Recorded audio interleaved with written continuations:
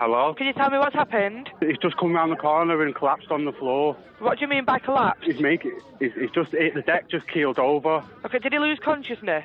He's not looking good. He's been stabbed. It looks like he's been stabbed. On the 17th of October 2017, 15-year-old Kyron Webb was stabbed in a brutal and unprovoked attack. She was like, Kyron, and was like, what? You know, and she just was crying like, it's Kyron. The blood from that basically just flooded the cavity and it was suffocated. I was thinking all sorts. I was thinking, oh my God, like, is he okay? What's going to happen? Like, is he gonna come back alive? Just give me a miracle, any miracle. Kyron died 3 days later. My initial thoughts were that is cold-blooded murder, and it was quite brutal. I heard someone screaming. It was only when she touched my arm that kind of brought me back into the moment. I realised I was the one screaming, and it was me. It's just sad. There's nothing you can do about it, is there? Some of the teenagers who armed themselves for their own protections, they would say, don't understand the consequences of sticking a knife into someone. 15-year-old Kyron Webb was stabbed and killed by 17-year-old Michael Idehen.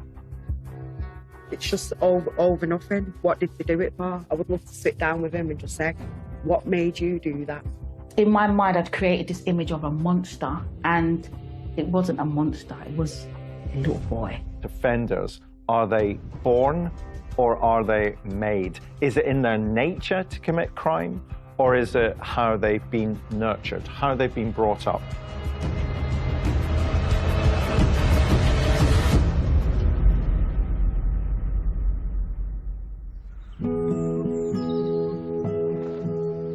Kyron Webb grew up in Sydenham, a quiet suburb of southeast London, with his mum, dad, and older brother Ricardo. He was just so loving. He had the most cutest voice that you don't want them to ever lose that little childhood voice. You just want to take loads of images and video clips of him just talking. He absolutely loved art. His teacher told me that Kyron used to help them design the props and things for their school plays in infant school. He used to love to sing and he used to love to dance. He made a big impression wherever he went. He was extremely close to his dad, but when I was lucky, when his dad wasn't around, then it was all about me. And so I got all the hugs. When Kyron was 4, his parents split up, and shortly afterwards, his dad moved to Manchester. We separated, but separated very amicably. The relationship between the two of us was really good. We had good communication channels, and obviously he maintained a relationship with the boys, and they would go and spend like a couple of weeks a year down in Manchester with him, and sometimes he would come to London to come and visit them and take them out and things like that. But aged 10, Kyron was finding school increasingly difficult. He had a few little issues in primary school, nothing too major. Then he went to secondary school.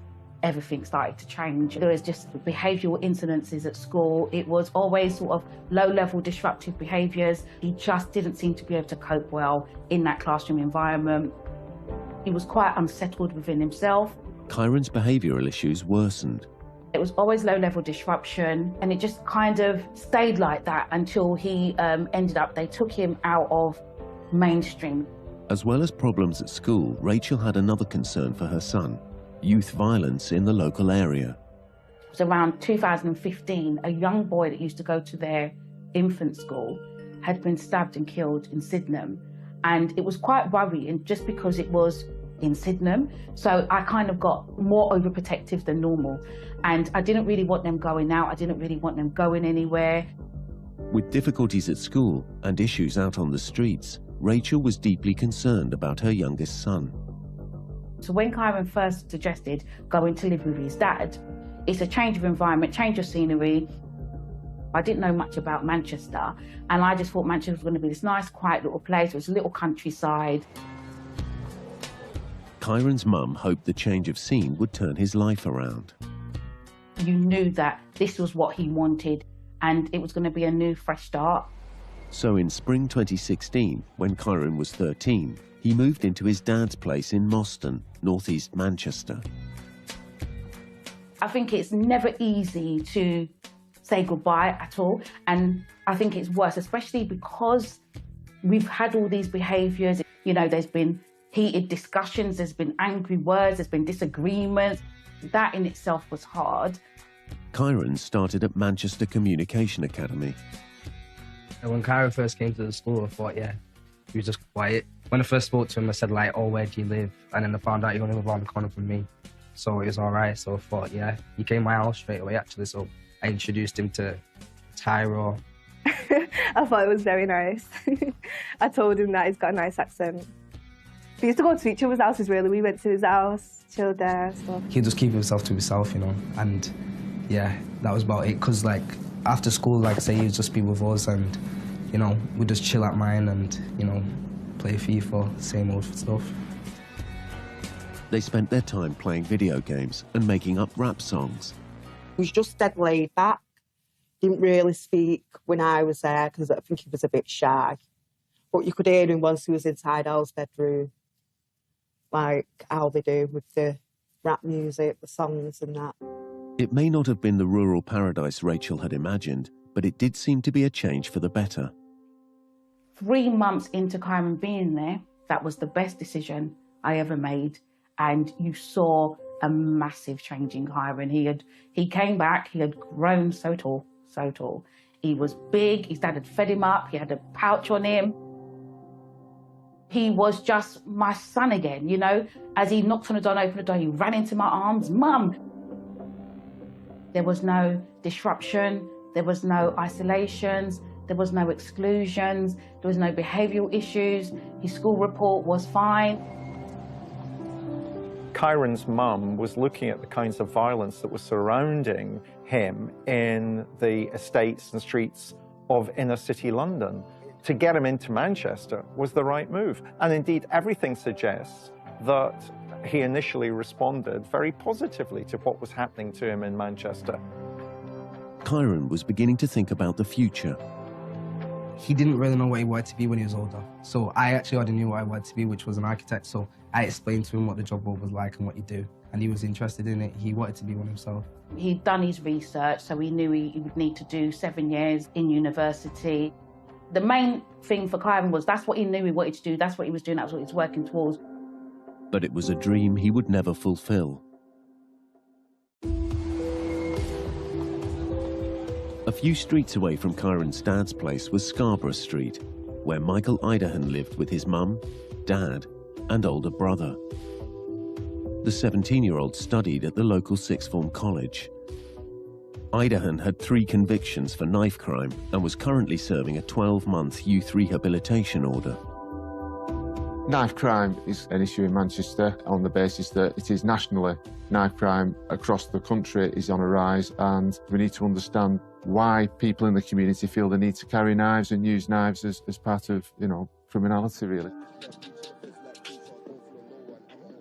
Like Kyron, Idehen was also into music and spent time writing lyrics and making videos for a more hardcore rap music, drill. Drill music lyrics have a reputation for using violent and aggressive imagery. Whilst I understand that music's really important for the youth and the teenagers, and it's a good bond for people, I think sometimes you've got to understand what the focus is of that music, what the message is. They're talking about knives and stabbing people. That's the culture and that's the language that they're talking on a regular basis. There is some evidence that consuming violent images or listening to rap music or drill music, which makes threats against other young people, does, for some young people, cause them to be aggressive in the real world, but only if they have been predisposed to be aggressive beforehand. In the summer of 2017, while Kyron was spending the summer holidays back in London, Idehen was making a video featuring lines about knives and stabbing, or shanks and cheffing.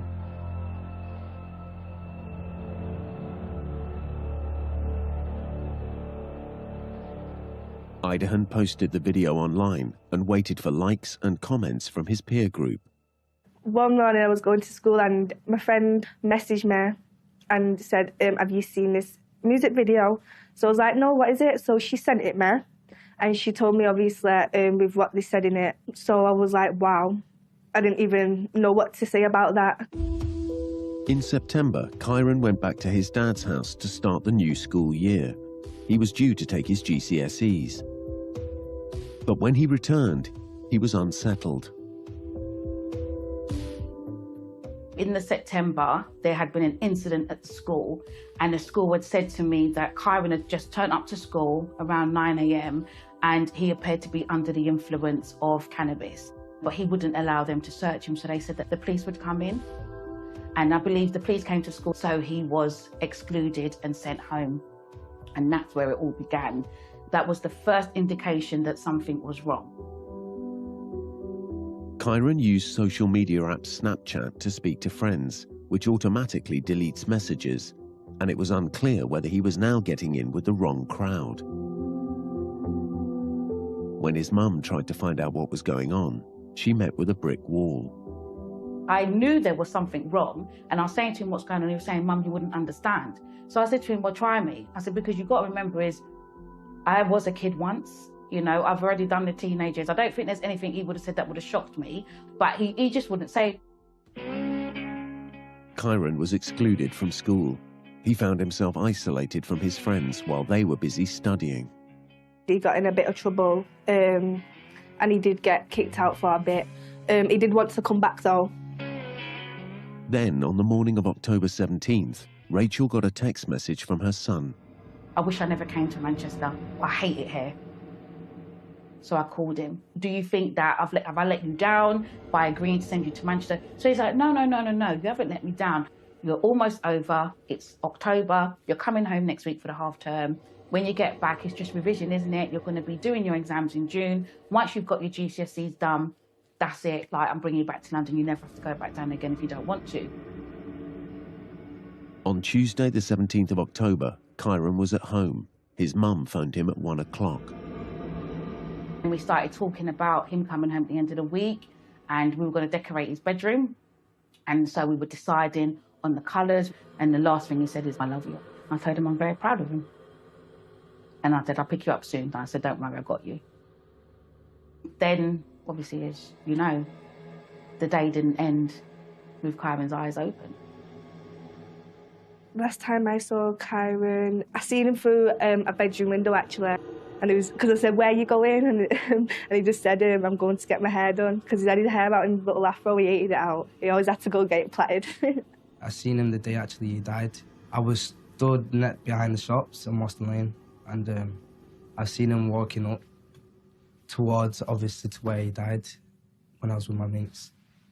That was last time I seen him anyway. Kyron spent most of the afternoon in his room, but at around 7 p.m, he went out and met two boys on the street nearby. One was Michael Idehen. It appears there was some sort of disagreement. Words were said, and from seemingly nowhere, Michael Idehen pulled out a knife and stabbed Kyron in the chest.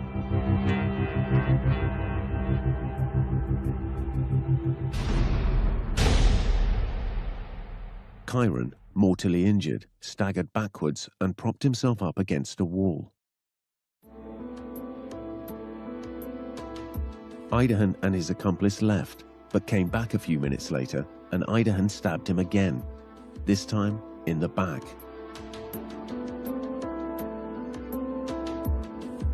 Kyron fell in the street, bleeding profusely.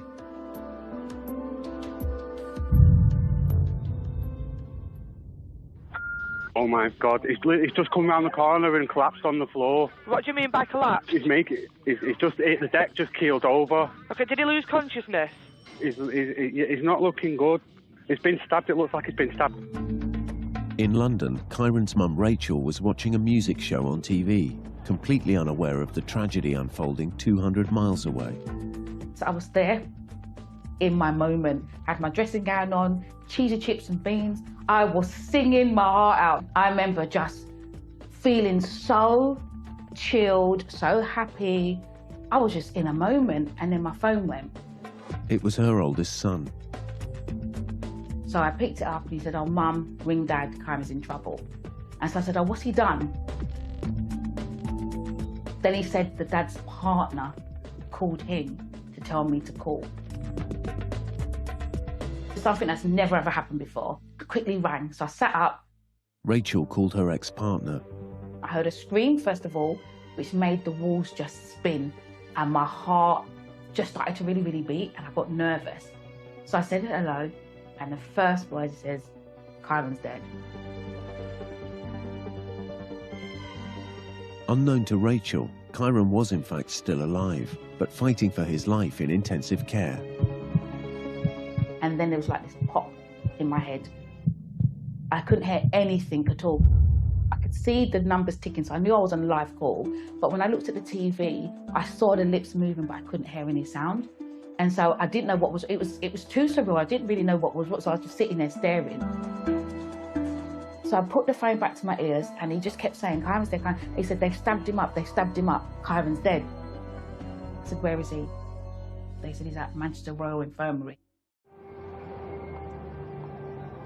Kyron's mum got to the hospital 3 hours later. There was 2 plainclothes police officers, a male and a female, waiting for me outside. She says to me that Kyron's been stabbed. And I said, where? He said, his heart. And then I couldn't hear anymore. I heard someone screaming. It was only when she touched my arm that kind of brought me back into the moment. I realised I was the one screaming, and it was me. In the hospital, the medical staff were desperately trying to stem the flow of blood and stabilise Kyron. There was a doctor who was letting me know that they were working on Kyron in theatre, that he believed that Kyron only had a 1% chance of survival. They just could not stop the bleeding.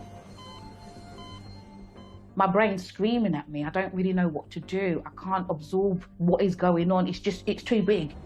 I remember going into the family room, and his dad was there with his partner.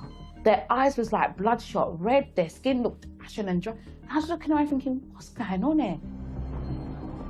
Took us into ICU. I just heard this beeping noise.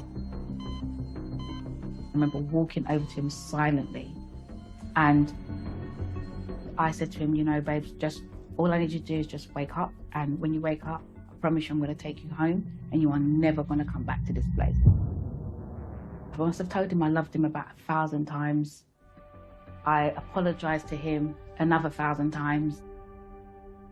I was talking to him, I was singing to him, absolutely no response, no nothing. In Moston, news of a stabbing quickly spread. I mentioned it to my brother, like, someone's been stabbed, Moston Lane. Like, we don't know who it is. Like, and I said to my brother, I have a feeling, like, I feel like we know who it is. But I remember hearing about it, and me and my mate was sat downstairs, and I'm like, I wonder who it is. Like, I bet we know it.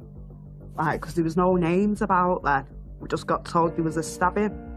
Like, a couple hours after that, I got messages off his big brother, Ricardo, and he was just saying, do you know anyone who wanted to hurt Kyron? So I was like, no, like, what's happened? And he told me that Kyron's on life support machine. She was like, Kyron, Kyron. I was like, what? She just was crying like, it's Kyron. And I'm like, what? So I was thinking, oh my God, like, is he okay? What's going to happen? And I just felt physically sick. I remember because I was making tea and I was starving and I just couldn't eat it. None of us could eat. Is he gonna come back alive? Like, I was thinking all sorts, to be honest. I was praying because I got told he was on a life support. I was praying in my head that he'll pull through.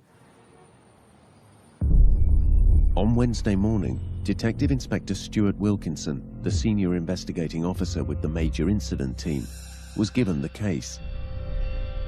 What I was told was that a 15-year-old lad had been stabbed, and although he wasn't dead at that time, basically the medical assessment was it was only a matter of time, and it was a fatal blow that he'd received. Even though Kyron was still alive, Stuart instigated a murder inquiry. The CCTV was the main focus to start with. That was the lift-off point, really, for us to start tracking the killers. We have a dedicated CCTV team who will basically follow the trails, so we're constantly then doing a full trawl of all the cameras in the area to try and track where the killers go until obviously the trail runs dry. But that was, you know, was quite key that we actually got caught the murder on the CCTV. It was caught on a house camera right next to the scene of the killing, and it showed a brutal act. And I have to say, my initial thoughts were that is cold-blooded murder, and it was quite brutal. To watch a 15-year-old lad get stabbed in the chest, clearly suffer and prop himself up against a wall whilst he was struggling with his injuries, and then for 30 seconds later the attackers to return and then deliver a second blow with the knife in the back of him, that was quite callous, I thought. That was my immediate thoughts. As the killer turns to get away, the murder weapon can clearly be seen, a large knife with a lengthy blade.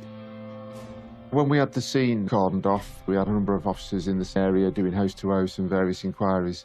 That's where the CCTV is key, not only to trace the trail of the actual offenders, but to see if they actually dispose of weapons or any other clothing or anything like that, which will help us identify them and link them to the actual murder. We did extensive search with specialised search teams, but we never actually found the weapon.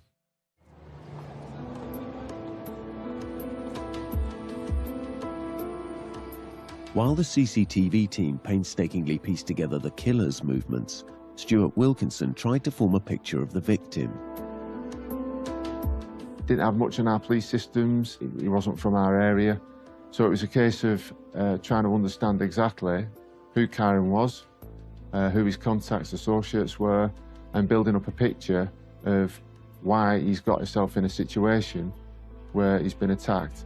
What could possibly have happened to turn a casual-looking meeting on a street into a brutal murder? Back at the Manchester Royal Infirmary, Kyron was still on life support. Prayed. I don't think I've prayed so hard. I don't think I've prayed so long. It was just that continuous, just praying, like, just give me a miracle. Any miracle, give me anything. But the prognosis was not good. He said that he would not be the son that I knew because he had gone a long time without oxygen to his brain. Kyron's heart had stopped beating for over 40 minutes at the roadside. I just want him to come home. Even when a doctor said he would probably be severely brain damaged, I said, I don't care. At that point, I was actually managing homes for adults with learning disabilities. This is my job. I can take care of my son. That's not an issue. Chief Investigating Officer Stuart Wilkinson went to meet Kyron's family at the hospital. All murder investigations are trying to see the family in the first 2 or 3 days. You want to know answers straight away. It's unfortunate that I don't often have those answers on those first meetings because the investigation is in the early stages. It was so much for me to take in, but they told me every bit. Back at the investigation, the CCTV team were making good progress. What was quite key, I think it was a day in the investigation, that there were 2 figures on a piece of footage in the distance that just saw 2 people running across the main road at the time frame. They were running to Scarborough Street, which is a cul-de-sac. So, based on the fact that these could be the 2 offenders, we did the painstaking job. There's 34 houses, we did full intelligence searches. If the killers didn't live there, then clearly an associate or a friend could do, which means then we've got a line of inquiry to then follow and try and find the killers. When the officers visited the houses in Scarborough Street, they discovered a person of interest living there. One of the detectives on the team found an address with Michael Idehen linked to it. Michael had previous for knife crime. Clearly that was an obvious interest to us. We've got someone who carries knives, prepared to commit crimes with knives. And the name prompted another discovery. As we start talking about this person, Michael, the detective who had been on the scene and doing inquiries around Moston, said, well, that man had approached me, that lad had approached me the day before, making inquiries. Idehen had visited the scene of the crime. That's not uncommon for the offenders, or they'll get friends to go and ask a police officer at the scene to just inquire what's going on, to see what information he can gather, just to see exactly what's known. Thankfully for us, the detective took the details, and that was quite key for us in the end to raise Michael as a suspect for the murder. He returns to the scene of the murder to ask people at the scene about what they know. This is because this is the first time he's begun to realize that the rewards of carrying the knife are actually beginning to be outweighed by the risks of what he's done, and therefore he's trying to work out himself, what do they know? Am I connected to this particular crime? Am I going to be able to escape and evade justice? And looking at phone records, they could see that Kyron knew the suspect. And all of a sudden, this picture, in the space of 20 minutes, sort of came together that Michael Idehen is a man we really need to speak to. We just got the breakthrough we needed, and it was a good feeling to know that, right, we've got a good line of inquiry. The investigation team were ready to make arrests. Michael Idehen and his accomplice, who can't be named for legal reasons. That night, we got some warrants issued, and the morning after, we did some early morning warrants and arrested him and others. At the hospital, Kyron's condition sadly hadn't improved. Obviously, the doctor told us that Kyron wasn't responding to treatment. And they opened his eyes and they shone the light. His pupil was just fixed, dilated. And then they had asked about turning off the life support machine. Looking at him in a vegetative state, is this really in Kyron's best interest? And can I sit in this hospital for the rest of my life and not leave? Not really. So I remember standing up and I just said, do it.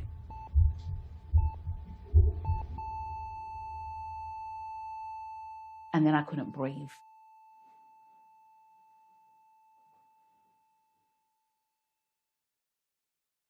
I can't think of anything more devastating to have one make the decision and then just sit next to your child and watch them die. It must be absolutely heartbreaking, and under the circumstances of this particular death, where it's been so sudden, needless and ruthless, and it just must be absolutely awful for everybody. I laid my head on his chest and I allowed the showreel of his life to just play in my head. I saw him being born, dribble. I heard him laughing. I saw him dancing. I saw him singing. Every Christmas present, I was getting bowled over with hugs. Every birthday, every moment, every memory, everything I could think of was just there. It was just going, going, going, going, going. And then this big boom, boom on my face. And it was his heart. I just felt it, but I only felt 3 beats. And then I'm sure it was the organ donor lady said, he's gone. I messaged Ricardo, his big brother, and I asked, like, as he passed away, like, what's happened, and he told me that he had passed away. I just started crying. I went downstairs, I told my mum that he's passed away. Sad.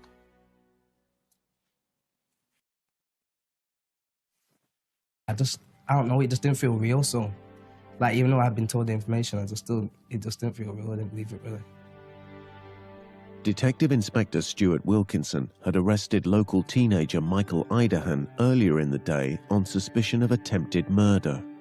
So that's when we have to go and tell Michael that he's now under arrest on suspicion of murder and that Kyron is dead. Idehen was taken to the interview room. Yeah, when Michael was arrested, he was interviewed 3 times in police custody. The first interview, he completely denied being involved, denied the murder. He said he was at home watching a Manchester City game. When he was arrested, officers obviously spoke with his parents, mum and dad, just to find out exactly what his movements were on that night. And they provided an account to show that Michael wasn't in for the football match. He was out and about at the right time of the murder. So Idehen was interviewed again. This time, he made an explosive admission. I think he rethought his position, especially with the CCTV, where he then admitted, yes, he was the person on CCTV and he had murdered Kyron. 5 days after the murder, Idehen took responsibility for the killing, but protested that he acted in self-defense. Idehen's story was that he and Kyron had an argument over social media and were meeting to settle their differences. Idehen claimed that Kyron had insulted the rap video he'd posted in the summer. Well, the form of communication between Kyron and Michael was through Snapchat, which is an internet-based social media forum. It leaves no trace. They get deleted within a certain time. So whilst we can see activity on the phone, we can't actually see what's been said. And Idehen claimed Kyron was threatening him with a knife. He felt he needed to react in self-defense. I have to say Michael's account does not stand scrutiny with the CCTV, and at no point do we actually see Kyron holding a knife. A knife was found, however, in Kyron's bag. We didn't understand why he carried a knife and what his intention was to do with that knife when he went to meet up with Michael and his accomplice. And clearly when Michael said that he'd been threatened, that was something for us to really consider. There was still so much unknown, you know, so I was preparing myself because they might start revealing information to me about Kyron, and there might be a side to Kyron that I'm not aware about, and it might not be information that I'm going to be easy to hear. When we scrutinised the CCTV in fine grain, but at no point did I see actually Kyron get the knife out of his bag.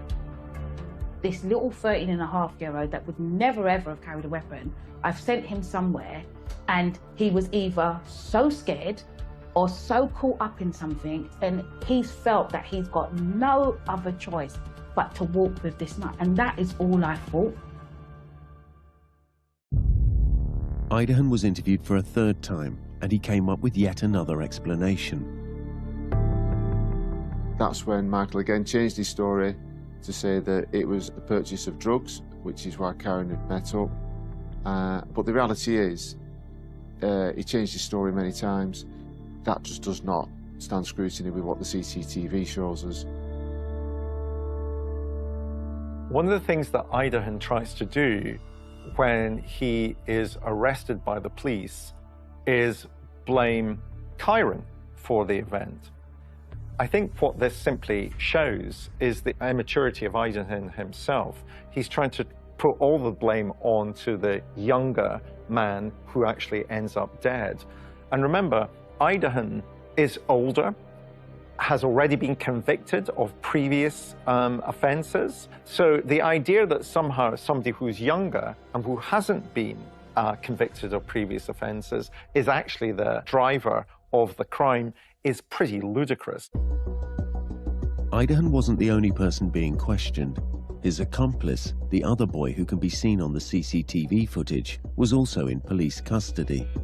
We arrested his accomplice, who again accepted that they were part and parcel of that argument on the night on the CCTV. But as the accomplice didn't inflict any blows, it was Idehen who was in the frame for murder. So really for us, it was just a case of building the file, working with the CPS and the QCs to present it to court. 5 days after the stabbing, Stuart Wilkinson felt he had enough evidence to get a conviction. In a fast-moving investigation, his team had unearthed extensive CCTV which showed the murderer and his accomplice committing the killing, and then making their escape through the streets of North Manchester. Most importantly, he had the perpetrator admitting to the brutal act.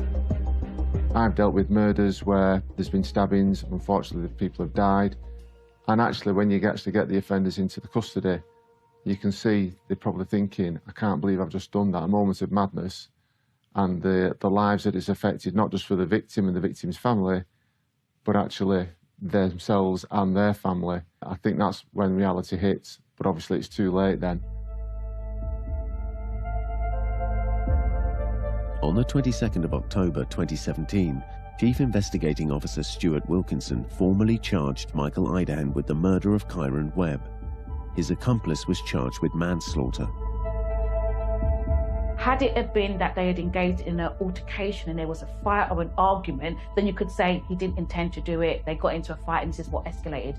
But apart from those 2 stab wounds, Michael didn't touch Kyron at all. There wasn't a fight, there wasn't a hit, there wasn't a push or a kick, there wasn't any argument. So you, as far as I'm concerned, you intended to go out to stab him that day. You can see in Idehen that he is progressing, that he's already involved in a great deal of violence, particularly with knives, and that he's going to progress from using knives, carrying knives, threatening to use knives, to actually using knives.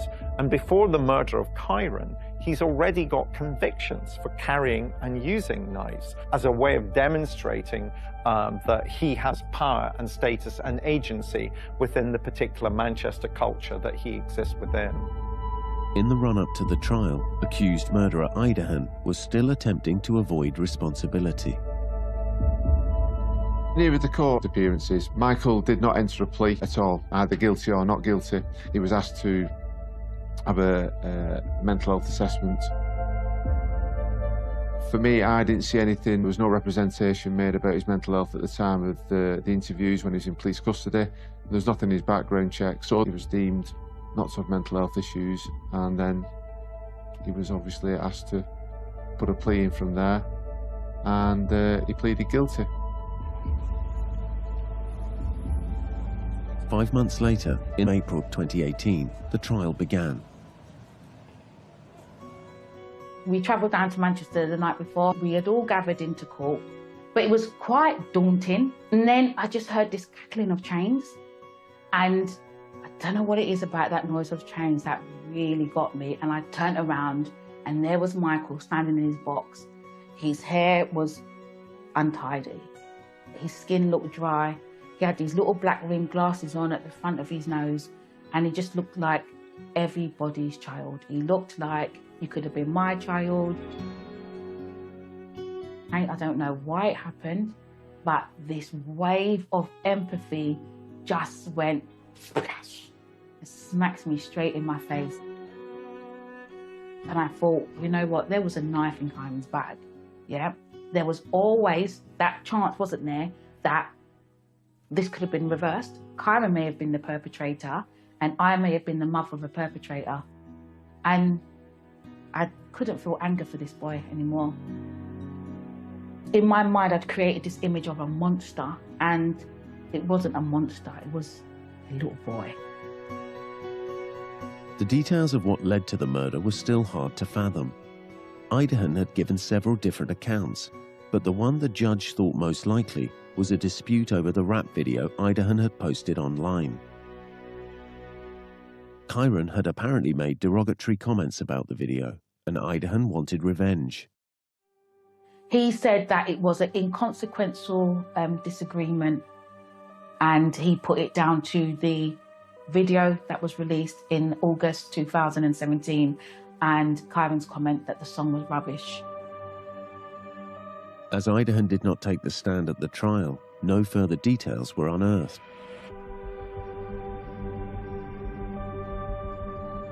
The advantages for Michael pleading guilty is clearly for the family, that they know that we've got the right man, they're accepting that he's killed Kyron, and it just stops them having to go through a difficult court case. But on this occasion, I think that the downside is Michael and his accomplice had to give evidence where they could be questioned about why it happened, what is the real reason why they met up, how did they meet up, what was the communication.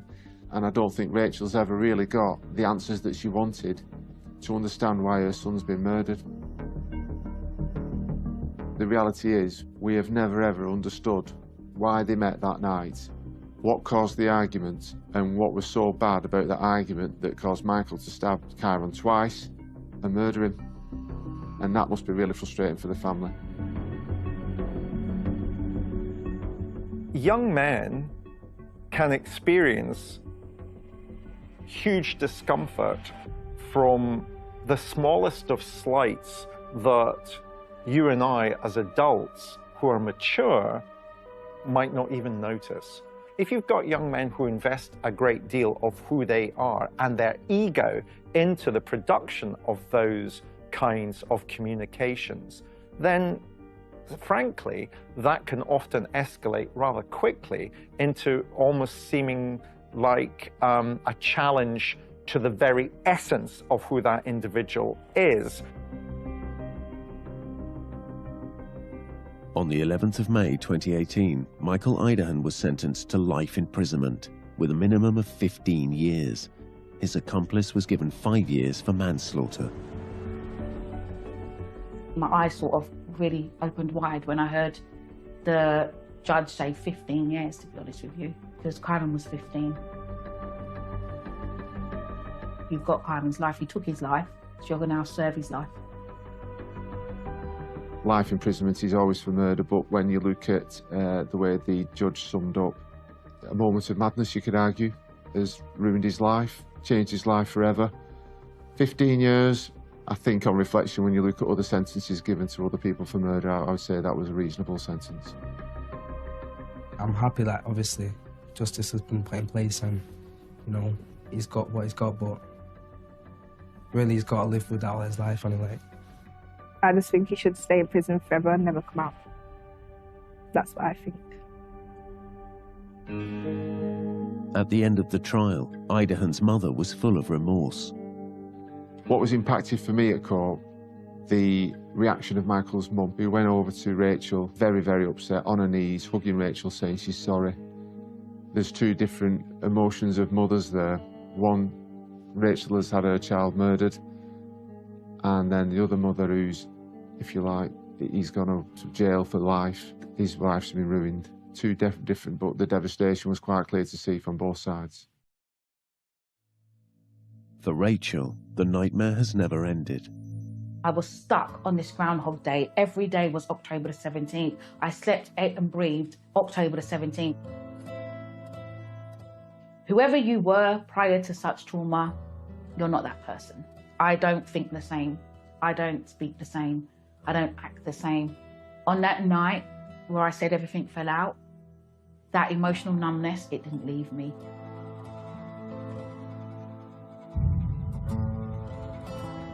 I still don't understand why he got stabbed. I don't understand it. It's just needless and senseless. It's just all for nothing. What did they do it for? I would love to sit down with him and just say, what made you do that?